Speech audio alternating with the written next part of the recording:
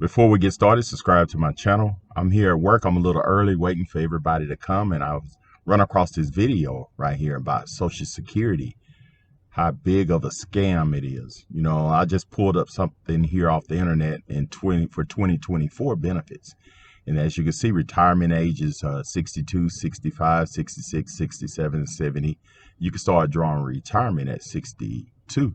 And the maximum amount you can get right here is $2,710. And if you wait to 67, you get $3,911. And 70, you can get $4,800.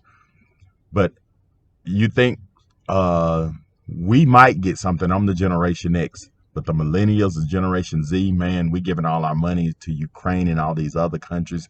Look how bad the border is. They even giving migrants benefits to go shopping at grocery stores because they didn't like the food that they were giving them. But anyway, listen to this senator right here talk about Social Security. Check this out. Mr. Chairman, thanks for having this. This is interesting. And we all know that as Mr. Stevenson said, a lot of us are retiring. I retired a few years ago, and then my wife told me to get me a damn job. So here I am today.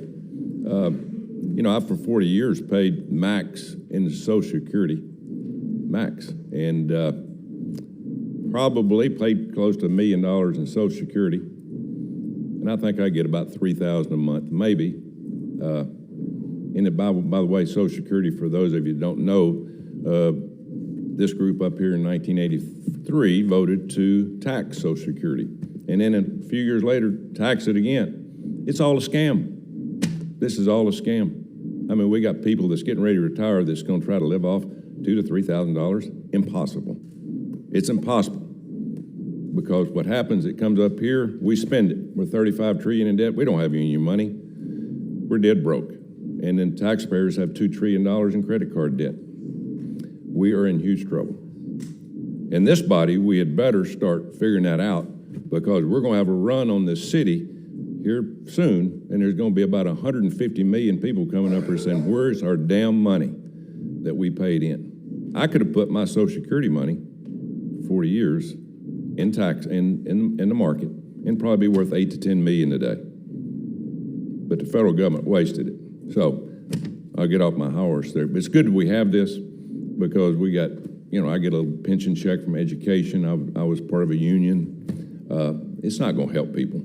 People are going to have to work, continue to work longer and longer. Am I right, Ms. Gender? Can you say something about Social Security and it being taxed for some reason? We're taxing people for the second time on the Social Security that they put into an account. Yeah, and I'd like to point out, when Social Security was first founded, those who established it, it was started out as a 2% tax, and they said this will never take more than 6% of your income.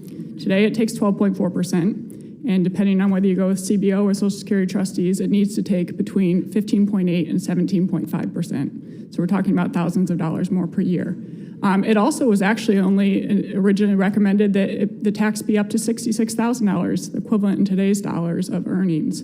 But over time, it has expanded massively, and the money has been spent every year. So whereas everybody thinks this money's been set aside for me, no, for the past 13 years, every dollar that has gone out of workers' paychecks has gone immediately to pay promised benefits. And that's what happens when you have a system that enables those in charge of it to spend the money in the immediate term and leave the buck to the next generation that's coming along. And because Social Security has grown so much, it's actually to the detriment of lower income workers in particular, who have to pay such a large share of their paycheck to Social Security.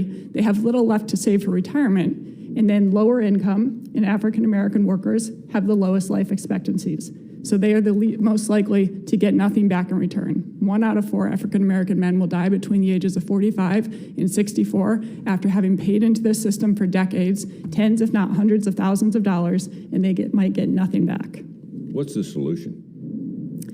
I think we ultimately have to shift towards a universal benefit system. That's what true social insurance is. It does not make sense that we are paying the biggest benefits to the highest income earners. So gradually over time, I think we need to bend down the benefits for the middle and upper income earners, actually increase them for the lower income earners. Look at things like indexing retirement age to life expectancy, more accurate inflation index. And I think that workers need an option to have their money in something that actually earns a positive rate of return and that can't just immediately be spent by Congress.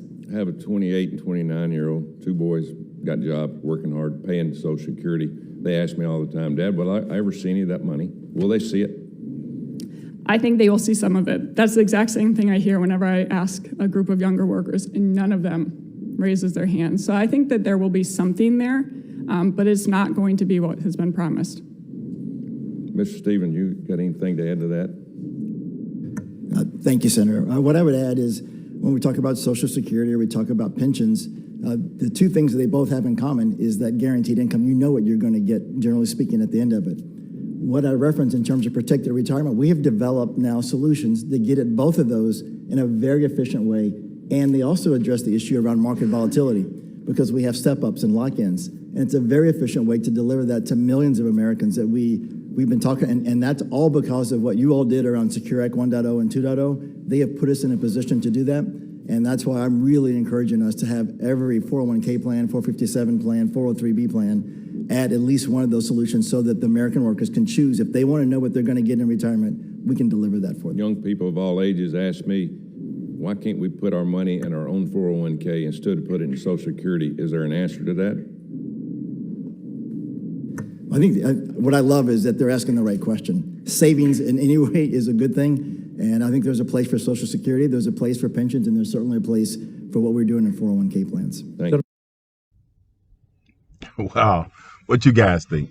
I think the government just should give our money back, all the money we done paid in Social Security, and let us do with it what we want.